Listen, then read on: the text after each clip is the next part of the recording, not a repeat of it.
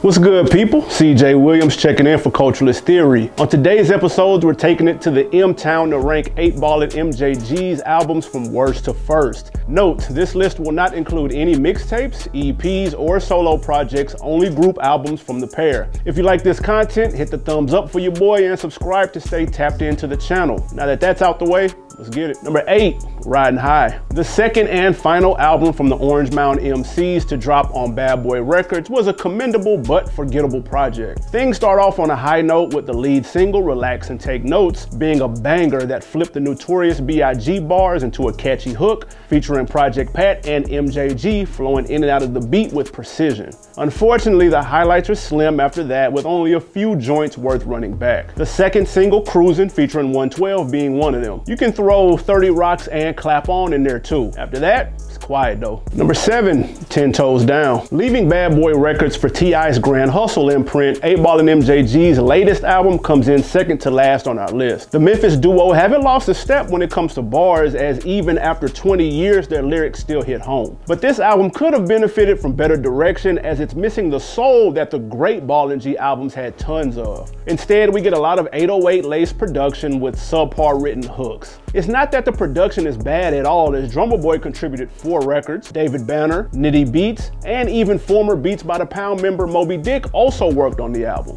Drummer Boy provided the most heat, as all 4 of his joints were dope, but after his deep horns and booming 808s fade out, there isn't much left to complement them, as many of the other records sound too formulaic. And whose idea was it to feature Soulja Boy? Shout out to Big Draco, but who asked for a collab between him and Ball and G? Now, though this is listed as their last album, they would drop a live album called Classic Pimpin' in 2019 that's definitely worth checking out. Number 6, On the Outside Looking In. The follow-up to their, spoiler alert, classic debut album, On the Outside Looking In, didn't quite pack the same punch, but was still a solid project with more than serviceable joints. The Orange Mound MC's bars are sharp as expected on joints like Crumbs to Bricks, No Sellout, and the title track serving as MJG's solo. The rest of the album suffers a slight fall off in production, with attempts at West Coast funk like Players Night Out not completely working. The album's saving grace is the classic Lay It Down, featuring fellow Suave House artists Thorough and Crime Boss. The beat samples Love Unlimited's Move Me No Mountain to perfection.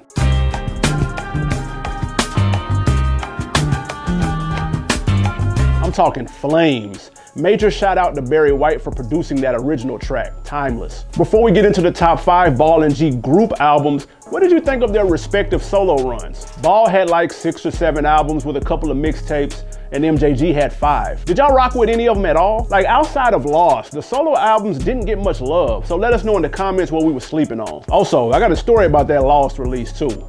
We'll get to that in a minute, but for now, back to the list. Number 5, Space Age Forever. The duo's first release of the new millennium and first release on new label J-Core Entertainment was a solid, semi-risky departure from their usual sound. We say that because longtime producer T-Mix is nowhere to be found on this project, replaced instead by more well-known producers like DJ Quick, Jazzy Faye, Swiss Beats, and for the first time, MJG. This could have easily went left, as some may interpret this as an attempt to go mainstream. Thankfully, that's not the case, as the lead single, Pimp Hard, was tried and true Ball and G that we had come to expect. The banger shows the two seamlessly tag teaming the Jazzy Faye beat, with MJG backing up 8Ball for a total of 6 verses. The chemistry is absolutely on point. Same goes for the MJG produced Collard Greens and DJ Quick produced Janky. Now, not every producer risk works, as Swiss's drums can sometimes clash, as with Boom Boom, which doesn't really hit. Although the outro, thank God, that he did was much better. Inconsistencies aside, their 5th album did enough to satisfy diehards and entice new fans to follow along. Number 4, Living Legends. Jumping labels once again, their debut album on Puff's newly formed Bad Boy South was a banger that proved to be a successful free agent pickup, at least for one album. Unsure of how exactly the Memphis veterans would mesh with the shiny suit Bad Boy image, the gamble paid off, as this is easily their best work outside of the 90s. Things start off a little sketchy with the lead single, You Don't Want Drama, being dope, but the rest of the first half of the album is hit and miss. We Do It and When It's On work. Trying to Get at You and Baby Girl, not so much. But when you get to number 12, Forever, featuring Lloyd, you can just let the project ride out from there. The Bangladesh produced banger features Ball and G doing what they do best, but it's the Murder Inc. artist Lloyd that steals the show, absolutely killing the hook. From there, you get a nice 3-track run with Look at the Grills featuring T.I. and Twista, Don't Make, and Memphis City Blues. Then to stick the landing, the last record is arguably the best song on the album, Confessions. It's a reflective, slow-tempo slapper that's one of the group's strongest B-sides. The album would be a commercial success as well, selling 121,000 copies in its first week, giving the group its first top 3 record. Before we get to the top 3,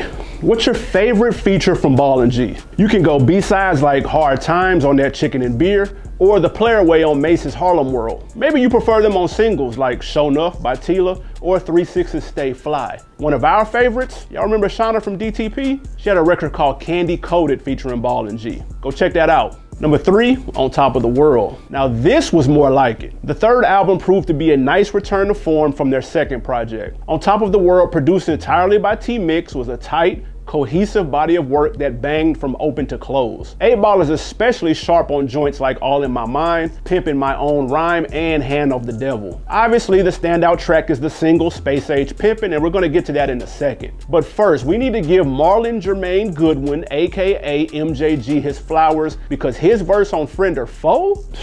Unfortunately, this platform won't let us play it in full, but if you know, you know. And if not, do yourself a favor and stream that one time for your boy. Okay, back to the single, which was equally as fire. Space Age Pimpin' is the definitive 8Ball and MJG record. If you or someone you know has never heard the group's music, this is the joint you start with. You're gonna hear 5 minutes of Ball and G floating over top smooth bass lines and bluesy guitar licks. Combine that with the sultry vocals from Nina Crack, hope I said that correctly, and what you have is a timeless hip-hop record on par with any other classic record from the mid-90s, South, West, East, or Midwest included. Number 2, In Our Lifetime, Volume 1. Dropping 4 years after their previous On Top of the World album, by 1999, Ball and G had both dipped their toe into the solo world. MJG first in 97 with No More Glory, and 8Ball the following year with the triple CD Lost. Fun fact, I paid $30 for that 8Ball album, only to realize the third CD was just a compilation of acts on the label. $30 for an album in high school felt like $100. Now don't get us wrong, the album was dope, but $30? Anyway, I'm still hot about that. Thankfully, the group decided to reconnect for their 4th album because it's one of their best bodies of work. There's the group's origin story on Paid Dues, featuring a supremely slept-on CeeLo, strip club staple Don't Flex,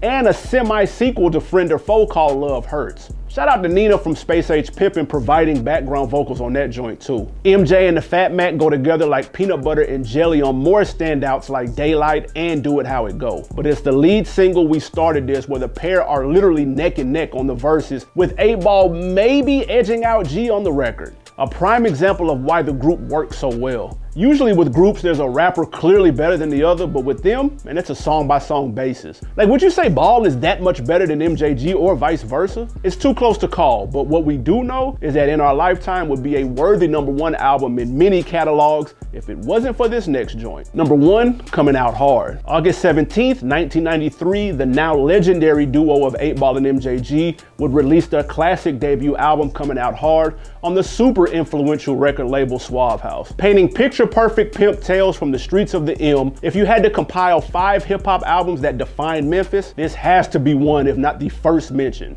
The project has no skips, and joints like Pimps, 9 Little Millimeter Boys, and the title track sound just as good today as they did 30 years ago. We also can't forget the solo records like Primrose, Mr. Big, and Pimp Tight MJG's Pimps in the House. Matter of fact, if there was a knock, it's that the album is only 9 tracks long, and one of those is an intro. We know they had 3 more bangers in the stash they could have thrown on there just for us. It's all good, as the less is more approach worked just fine. Speaking of that, shout out to the album cover designed by famed graphic kings Pen and Pixel. Known more for their gaudy designs from the Cash Money No Limit era, this cover is much more toned down. At the end of the day, what we're left with is a 5 mic, 2 thumbs up, XXL, however you want to rate it, classic that has and will continue to stand the test of time. That's it for our list today. Let us know in the comments, did we get it right? Also, we need more groups to rank. Throw us some suggestions. We did Outkast already, but we know there's plenty more. Who do you want to see? Let us know what group we should count down next in the comments. Until then, it's your man CJ Williams for Culturalist Theory. I'll see y'all next list.